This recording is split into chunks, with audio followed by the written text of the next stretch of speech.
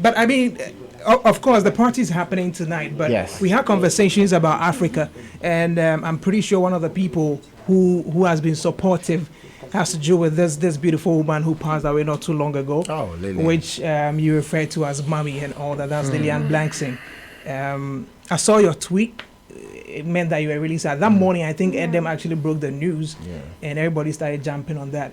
How do you feel? Because Lilian was at BET, she was supporting almost every artist from around Africa, I saw that. and all that. How did the news get to you? How did you feel about that? So it was my lawyer, Mama C, that called me and told me, have you heard? So Lilian is gone. I was like, I was shocked.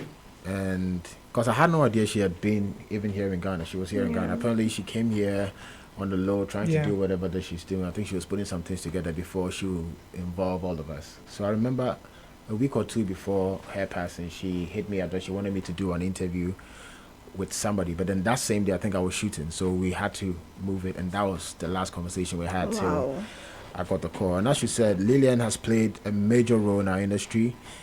We wouldn't have had this whole BET Best International Act if not for Lilian. You know, she pushed. She made it an agenda to make African music be represented well at the BET. Got us a foot in, and at the same time got us to receive the award on stage. You know, push for all of these things to happen. So African artists, Afrobeat artists owe a lot to Lilian. And it's just so sad that because we had no idea. It's different if you're on the know that there's something happening, then maybe the news comes. But we have no idea that she's here. And then so as soon as I heard it, I drove straight to the house, went to see the mom. That's one of my best friends too, the mom. You know, we're very cool.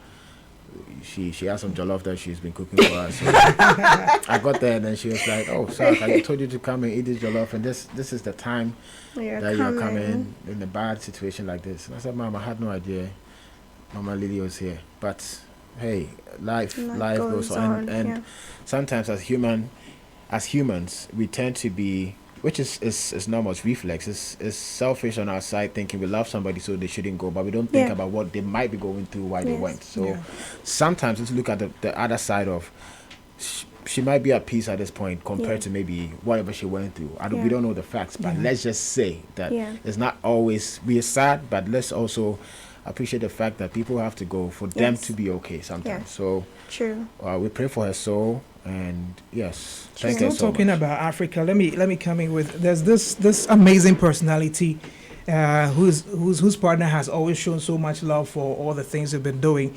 I'm talking about our very own DJ Abrantee. Unfortunately, one extra, he also had to go through stroke and had to be laid back. At a point, people said it was never going to work for him, but God being so good, he's back working. Unfortunately, he's not on radio yet, but he's one of the people who is so appreciated because he seemed to still show so much love. Exactly. I mean, aside all the things that he's done for a lot of African artists in the UK, but you seem to be that one person. What is that special thing that makes you think that he's so appreciative of you all the time? That would be a question for him. For him to answer. Yes, what I can say is that I kept up with Abrantee because Abrantee, I don't know if you know, actually organized my O2 Arena concert, Indigo concert. Concert. So, and he had this belief that as much as I believed in myself at that point, it was too much for me to even bear. He was talking about me as, Sark, you should stop doing this local shows. Let's go to the Indigo. Why are we doing normal shows?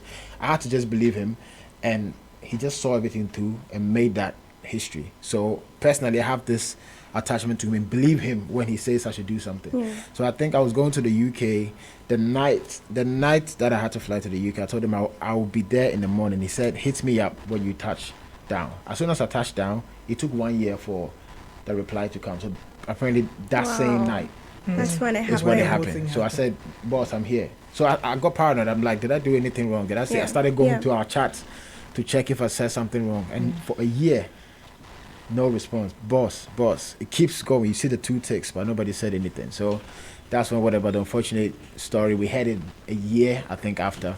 And as you said, he was declared literally gone. Yeah. And I'll also take my hats off to May 7. May 7, yeah. She has been a great support to him. Yes, and we all went there. We prayed, and I'm glad that he's actually back and walking. And having the speech back.